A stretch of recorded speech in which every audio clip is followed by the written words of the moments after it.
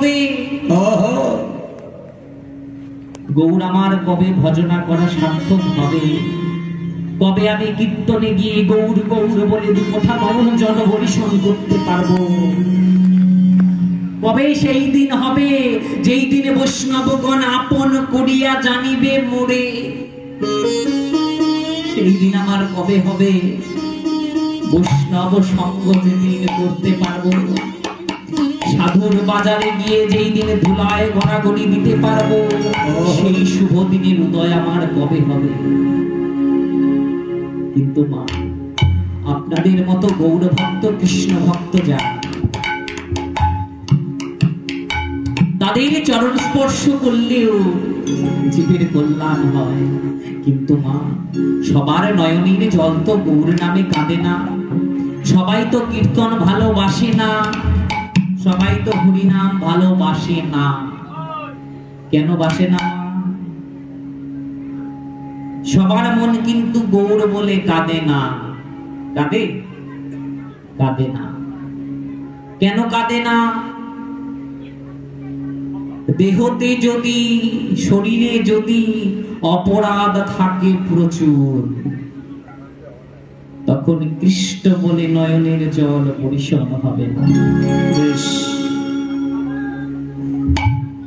অপরাধ যদি থাকে প্রচুর, তখন কৃষ্ণ নামে প্রাণ কাঁদে না। তাহলে অপরাধ দূরীভূত করার উপায় কি? কি উপায় মা?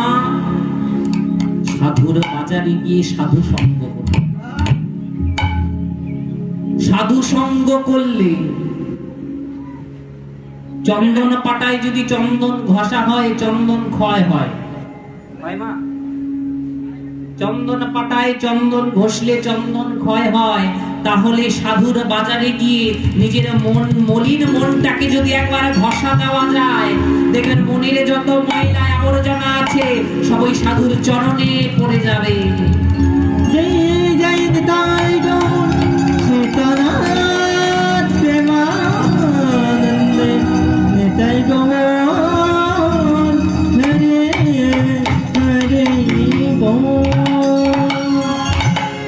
সাধু গুরুর বাজারে গিয়ে নিজের মনটাকে নিয়ে যেতে হবে। কিন্তু ওই যে মা, নিজের মন যে সাধুর বাজারে যেতে চায় না। বলে মা চলো, ওখানে কীর্তন হচ্ছে, শুনে আসি। সময় নাই।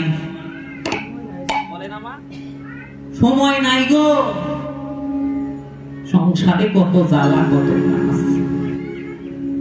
বলে তো কেন? বলে মা, কৃপা হয় নাই।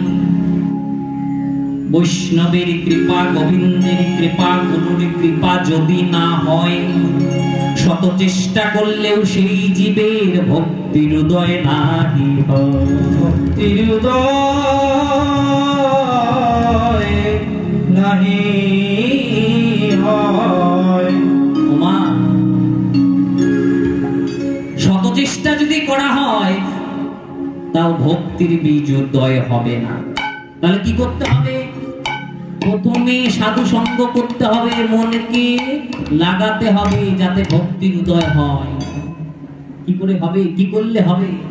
প্রসাদ সেবন করো, বৈষ্ণবের চরণ ধুলি মস্তকে মাখো, বৈষ্ণবের পদধৌত জল আস্বাদন করো, আর ভক্তের উচ্ছিষ্ট প্রসাদ পাও। ভক্ত চরণ ধৌত জল, ভক্ত চরণের ধুলি, ধুলি, আর ভক্ত ভক্ত ভোগ, এই তিন সাধনের মন। এই তিন হইতে সাধনের মন। শাস্ত্রে বললেন, বৈষ্ণবের চরণ ধৌত জল যদি কেউ চরণামৃত মনে করে পান করে, বৈষ্ণবের চরণ ধুলি যদি কেউ অঙ্গে মাখে, আর বৈষ্ণবের উচ্ছিষ্ট প্রসাদ যদি কেউ খায়, তাহলে কি হয়? তার যত পাপ তাপ কলুষিত সবকিছু ছিল আস্তে আস্তে সব দূরীভূত হয়ে যায়। দূরীভূত হলে কি হবে না, দূরীভূত হলে তখন কীর্তনে যাবার জন্য প্রাণ কাঁদবে, তখন আস্তে আস্তে জীবের ভক্তির উদয় হবে। অত সহজে ভক্তি আসে মা? জীবের তো ভক্তি ছাড়া আর কিছুই নাই। যদি ভক্তি অঞ্জলি যদি ভগবানের চরণে দেওয়া যায় তাহলেই জীবের উদ্ধার হয়। ভগবানকে আমরা কি দেব? 1 কেজি সন্দেশের ভোগ মানসিক করে না অনেকে, 10 কেজি সন্দেশের ভোগ। ও মা, ভগবান তোমার সন্দেশ খাওয়ার জন্য পাগল? হ্যাঁ, লক্ষ্মী ঠাকুর যার চরণ সেবা করে সে তোমার 1 কেজি আপেল 1 কেজি সন্দেশের পাগল না। কিসের পাগল? ভগবান আমার ভক্তের পাগল। তাই তো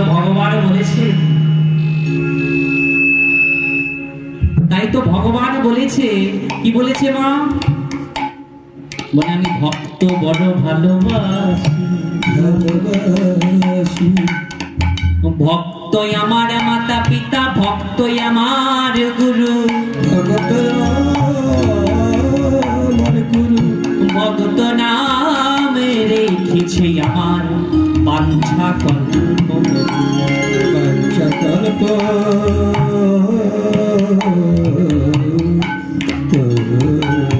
ভক্তর হাতে প্রেম ডুরি, আমায় যেই দিকে ঘোরায় আমি সেই দিকেই ঘুরি।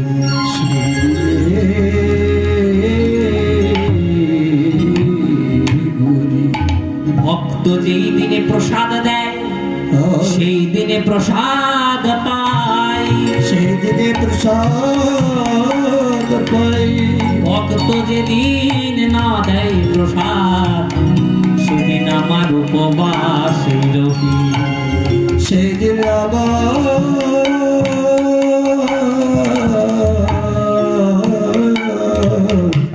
উপবাস। ভগবান ভক্তকে খুব ভালোবাসে। ভক্তকে খুব ভালোবাসে। কেন ভালোবাসে না, ভক্ত যে ভগবানকে ভক্তি নিবেদন করে সেটা ভগবানের কাছে নাই, কারণ সে তো ভগবান, তার কাছে ভক্তি নাই। তাই ভক্তর কাছ থেকে তিনি আশা করে কি? ভক্তি।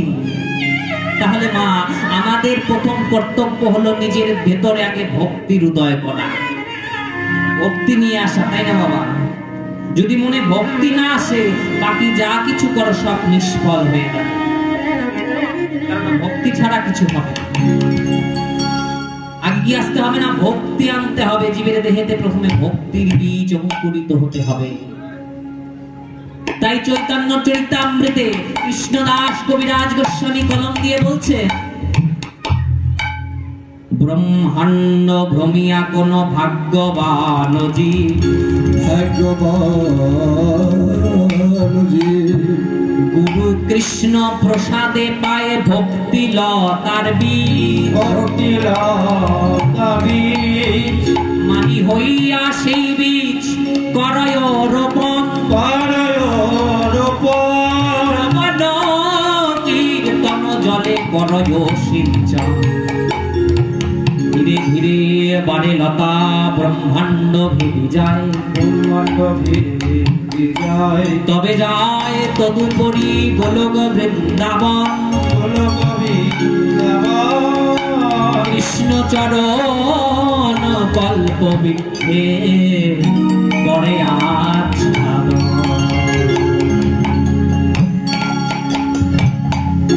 কি বলছে মা? ব্রহ্মাণ্ড ভ্রমিতে ভ্রমিতে কোনো ভাগ্যবান জীব সবাই নয়, সবার এই ভক্তির উদয় হয় না। এই অনেক জন্ম পার করার পর হয়তো কোনো এক জন্মে গুরুর কৃপায়, গোবিন্দের কৃপায় আমরা ভক্তিলতার বীজ লাভ করতে পারি। এখন বীজ গাড়তে হবে না, নাহলে তো লতা গাজাবে না, ভক্তির উদয় হবে না। তাহলে কি করতে হবে? নিজের হৃদয় জমিনে বীজটাকে আস্তে রোপণ করতে হবে। রোপণ করলাম, জল দিতে হবে, কি করে জল দেব? না কীর্তন শ্রবণ করতে হবে, কীর্তন নিজে করতে হবে। শ্রবণ কীর্তন জলে করয় সিঞ্চন। এহ জগতের গাছ গাললে যেমন সূর্যের তাপ জল সব দিতে হয়, ঠিক তদ্রূপ ভক্তিলতার গাছ যদি কেউ গাড়ে তাহলে কীর্তন শুনতে হবে এবং কীর্তন করতে হবে, তাহলে সেই গাছ আস্তে আস্তে বড় হবে। কিন্তু সমস্যা আছে মা, এহ জগতের গাছ যেমন গরু ছাগলে খেয়ে ফেলে, ভক্তিলতার গাছ যদি কেউ খেয়ে ফেলে, আবার খেতেও তো পারে। এহ জগতের গাছ যেমন গরু ছাগলে খায়, ঠিক তেমন ভক্তির গাছ কামনা, লালসা, মদ, মাৎসর্য, এই যে পঞ্চ প্রকারে যে ছাগল আছে এরা কিন্তু খেয়ে নিতে পারে। তাহলে সাবধান হয়ে ওই গাছটাকে যত্ন করতে হবে। কি করতে হবে? না বেড়া দিতে হবে, যাতে ছাগল গরু এ গাছ না খায়। তাহলে ভক্তিলতার গাছে বেড়া দেব কি করে?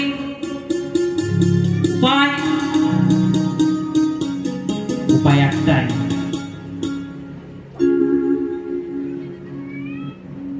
গলায় তুলসীর মালা এবং ললাটে চন্দন।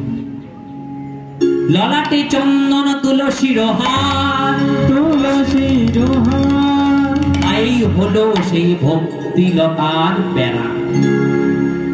ললাটে তিলক দিতে হবে এবং গলায় তুলসীর হার পরতে হবে, তাহলে দূরের থেকে সেই কামিনী কাঞ্চন দূরে চলে যাবে। তিলক দিয়ে যদি রাস্তা দিয়ে হেঁটে যান, একজন ভক্ত মানুষ দেখতে বলবেন হরে কৃষ্ণ রাধে রাধে কোথায় যান, কিন্তু তিলক ব্যতীত কাউকে বলবে হরে কৃষ্ণ রাধে রাধে? বলবে না। কেন? কারণ তার মস্তকে সেই বেড়াটা নাই, সেই গাছ গাড়ে না। যে গাছ গাড়ে নাই তার সঙ্গে ভক্তির আলাপন কিসে? তাহলে এবার গাছ গাড়া হলো, বেড়া দেওয়া হলো, জল দেওয়া হলো, এবার গাছ আস্তে আস্তে বড় হচ্ছে। গুরুদেব দিয়েছিলেন ভক্তি লতার বীজ। লতা জাতীয় গাছ কোন একটা গাছের সঙ্গে সঙ্গে পেঁচিয়ে পেঁচিয়ে ওঠে, তাই না? একা একা উঠতে পারে না। যেমন লাউ গাছ একা উঠতে পারে? পারে না, আরেকটা গাছের সঙ্গে পেঁচিয়ে পেঁচিয়ে ওঠে। সেই ভক্তিলতা এমন করে বড় হতে হতে গোলক বৃন্দাবনে পৌঁছে গেল। সেখানে কে আছে? দ্বিভুজ মুরলীধারী শ্যাম সুন্দর। সেই ভক্তি শ্যাম সুন্দরের চরণে আস্তে আস্তে পেঁচিয়ে ধরতে লাগলো। ভক্তি যদি কৃষ্ণ চরণে পৌঁছে যায়, জীবের আর কিছু করার প্রয়োজন হয়? ভক্তি যদি কৃষ্ণ চরণে মতি হয়, জীব যদি সমস্ত কিছুই কৃষ্ণ চরণে সমর্পণ করে দেয় মা, তাহলে জীবের আর কিছু করার প্রয়োজন হয় না। বেশ, মেন বিষয় হচ্ছে ভক্তি। তাই ভক্তি আগে করতে। জীবের মধ্যে যদি ভক্তি না থাকে, যা কিছু করো সব নিষ্ফল হয়ে যাবে। কারণ প্রেম ভক্তি ভালোবাসা ছাড়া কিছু হয় না। মীরাবাই বলেছিলেন, तुलसी पूजने से हरि मिले तो मैं पूजूंगा झाड़, पहाड़ पूजने से हरि मिले मैं पूजू पहाड़। যদি তুলসী গাছ পূজা করেই হরি লাভ করতাম, তাহলে আপাত তুলসীর গাছ আমি মাথায় বেঁধে রাখতাম। যদি পাহাড় পুজো করলেই হরিকে পেতাম, তাহলে আমি গোবর্ধন পর্বতে লুকিয়ে পড়তাম। নিত নহাই কে হরি মিলে তো বহুত বৎসওয়ালা।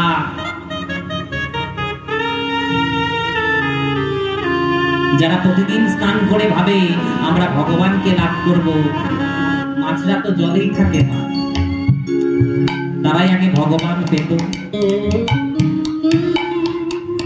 যারা বিনা হারে অনাহার থেকে ভগবানকে ভালোবাসতে চায়, কত ভিখারি তো না খেয়ে পেতেই মারা যায়, রাস্তায় রাস্তায় পড়ে থাকে, তারাই আগে ভগবান পেত। সব বলার পরে মীরাবাই বলছেন, বিনা প্রেম কে নাহি মিলে নন্দ লালা।